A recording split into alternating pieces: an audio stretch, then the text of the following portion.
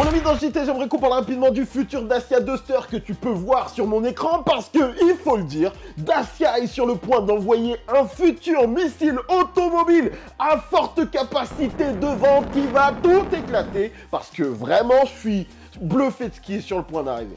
Alors, évidemment, il va falloir qu'on remette un peu de contexte pour que vous compreniez ce qu'il est en train de se passer. Il y a quelques années, je vous ai présenté le concept car Dacia Bigster. Et très honnêtement, quand on sait d'où part Dacia, j'allais dire Skoda, clairement, l'évolution est monstrueuse. Parce que je me rappelle, j'étais plus jeune, je voyais des Dacia, notamment la Dacia Logan, Dacia Sandero, et je me disais, clairement, ce truc a l'air d'arriver d'un pays étranger plutôt développé de manière inférieure à ce que peut proposer la France, et ça ne m'attirait pas particulièrement. Sauf que aujourd'hui, en 2023, et ce depuis quelques années, notamment la nouvelle génération de Sandero et de Sandero Stepway et donc de Logan, waouh, Dacia a envoyé du steak. On rappelle des éléments importants. C'est la marque la plus vendue aux particuliers en France et peut-être même en Europe sur Duster et Sandero. Faudrait que je revoie mes informations, mais clairement, ils performent auprès des particuliers pour une raison simple, c'est que tu en as pour ton argent. Et avant, tu en avais pour ton argent avec un style qui clairement disait « j'ai pas payé très cher ». Aujourd'hui, tu en as pour ton argent avec un style qui a de la gueule. Sauf que Dacia n'a pas prévu de s'arrêter là. Et on en revient donc au concept car Dacia Bigster que je vous avais présenté il y a peut-être 2 ans et que quand je l'ai vu pour la première fois, je me suis dit « mais waouh ! Attends. C'est Dacia ça, parce que perso, moi j'ai juste envie de l'acheter.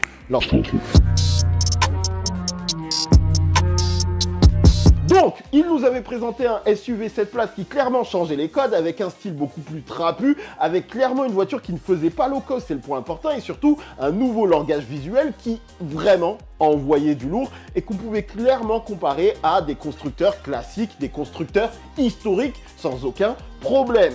Et c'était un concept car. Une vidéo qui d'ailleurs a fait plus de 500 000 vues sur Planète GT, et même si les vues ne sont pas le paramètre le plus important, ça montre quand même un signe d'intérêt fort pour la voiture. Et le truc, c'est que ce concept car, il n'était pas là pour rien. Il s'appelle Bigster, tout simplement parce que c'est une version plus grande du Duster. Puisque nous commençons à avoir des vraies images, des prototypes du futur Dacia Duster, et maman que c'est beau. Voici donc un prototype du futur Dacia Duster et les amis, mais qu'est-ce qui se passe? Parce que très clairement, le futur Duster, c'est un mini Bigster avec tous les codes de style qu'on a pu voir sur le concept car.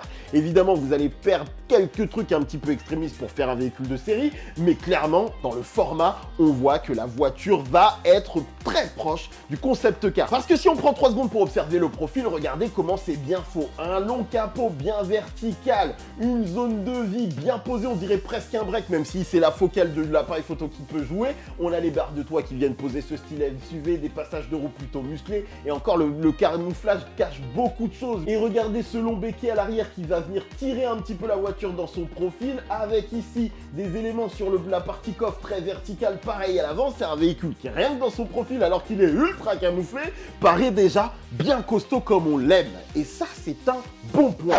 Et évidemment les amis, j'allais pas vous laisser comme ça, je vous ai concocté un petit rendu qui vous a certainement fait cliquer sur la vidéo, parce que ça, c'est très potentiellement ce à quoi ça va ressembler. Et on peut voir que d'après les petits éléments que j'ai pu décortiquer, on va rester très proche du Bigster, clairement, avec une calandre qui a de la gueule, des feux très fins, et une nouvelle signature lumineuse qui va apparaître visiblement en double bande sur le Duster. On garde quand même ce gros ski à l'avant qui est encore plus massif, même s'il est simplifié par rapport au Bigster qui avait toute une zone creusée au-dessus du ski. Là, c'est une intégration un petit peu plus simple. On garde les entrées d'air en partie latérale du pare-choc, des passages de roues bien marqués, la petite découpe entre la porte avant et porte arrière pour vraiment venir appuyer et cintrer un peu la voiture, des ailes avant, des ailes arrière qui vont rester marquées, et surtout cette face avant très verticale qui sera également présente à l'arrière, même si pour donner ce côté musclé, le pare-choc ressortira un petit peu. Les barres de toit, évidemment, signature un peu du Duster pour son côté SUV. Vraiment, mais les amis, mais ça,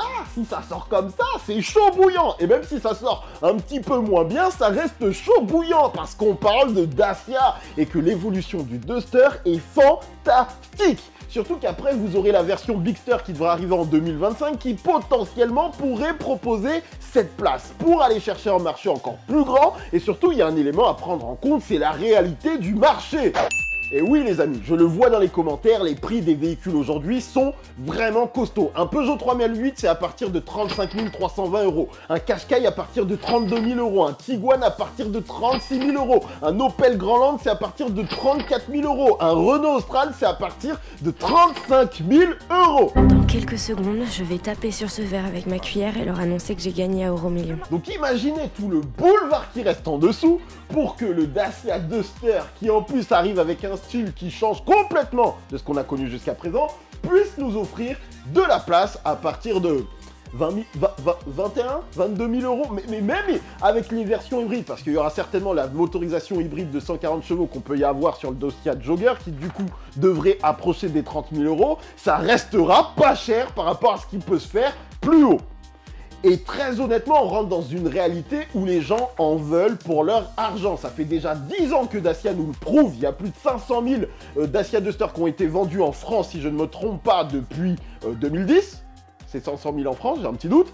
Mais avec ça, sérieusement, ça va envoyer. Parce que, juste 3 secondes, sérieusement, là, quand je vous présente ce style, ça chauffe qui roule avec du plus haut, du Peugeot, même du Audi, du BMW, et qui commence à se dire, mais ma voiture, il faut qu'à un moment donné, elle serve à ce qu'elle sert, c'est-à-dire rouler, quoi. Ça chauffe qui? Non mais dites-moi, ça chauffe qui? Parce que moi, je suis chaud. Moi, j'étais en train de faire le rendu, je vous jure que plus j'avançais dans mon rendu, plus j'étais en train de dire, mais attends.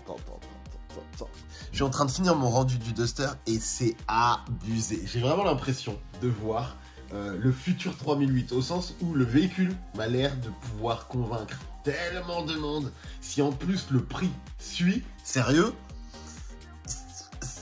c'est sexy cette histoire. Moi, je veux un Dacia Duster. Parce que, en plus, il faut se mettre un truc, c'est que si vraiment le Bigster offre cette place, bah, les Peugeot 5008 qui coûtent une blinde, le Renault Espace qui coûte une blinde, etc. Wow, le boulevard qu'ils peuvent s'offrir, et surtout, un petit paramètre hors Duster, c'est que si Dacia est en train de s'orienter dans ce style, imaginez le facelift du Sandero, du Jogger, etc., qui vont du coup se muscler un petit peu avec des faciès encore plus costauds que ce qu'ils nous proposent déjà. Je prends aussi 3 secondes pour vous montrer d'autres rendus que j'ai trouvés sur internet qui sont plutôt réalistes. Il y a notamment ceux de CarScoop qui nous permettent de voir un petit peu la voiture dans d'autres coloris. J'aime beaucoup celui d'Autocar également en vert qui met la voiture en situation dans un mode off-road. Clairement, ils sont dans la même direction de moi et tout laisse à penser que ce Duster va défoncer.